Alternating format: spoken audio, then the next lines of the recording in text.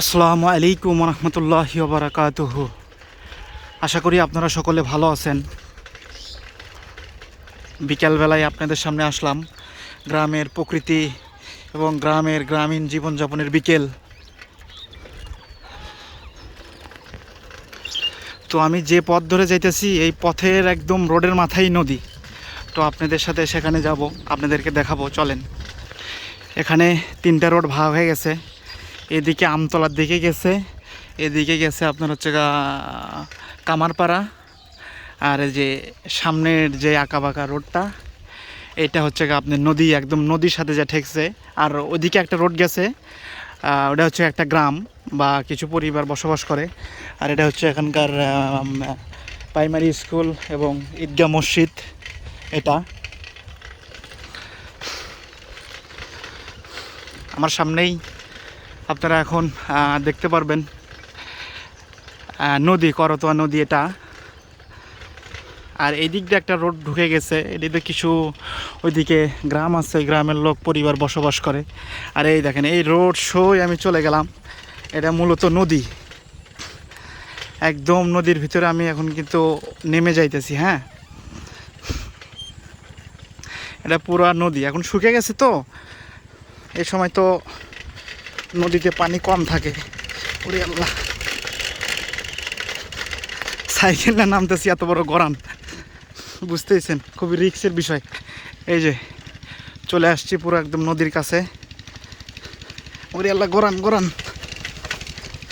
ওরে এই যে একদম নদীর কাছে চলে আসছি। সাইকেল নেই, নামছি। ওই যে বক উড়ে যায়। হ্যাঁ, মানুষজন তাদের ফসলি আবাদ করছে। নদীর পানি একদম শুকনো। কৃষকরা এই নদী থেকেই আপনার জমিতে যে আশেপাশে যে নদীর জমিগুলো দেখতেছেন এগুলোতে তারা সেচ দেয়। আবার বিকেলবেলা ওই যে কিছু লোক মাছও ধরতেছে,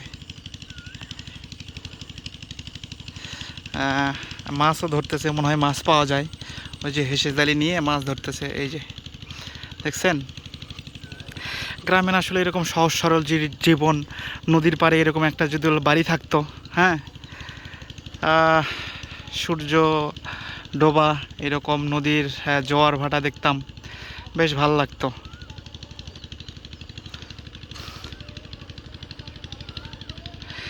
এটা আপনার হচ্ছে পশ্চিম সাইড, আর এটা হচ্ছে আপনার পূর্ব সাইড। এদিকে নদী বয়ে চলে গেছে একদম বহুদূর পর্যন্ত। আর এইটা আমি যেটাতে নেমে আসলাম, এই যেটা হচ্ছে সেই গরান রাস্তা। হ্যাঁ, গরান রাস্তা নেমে আমি নদীর পাড়ে আসছি আপনাদেরকে দেখাইতে। এরকম গ্রামীণ পরিবেশের নদী। নদীতে পানি না, একদম পানি নাই বললেই চলে যায়, শুকনো। হেঁটে হেঁটেই পার হওয়া যাইব।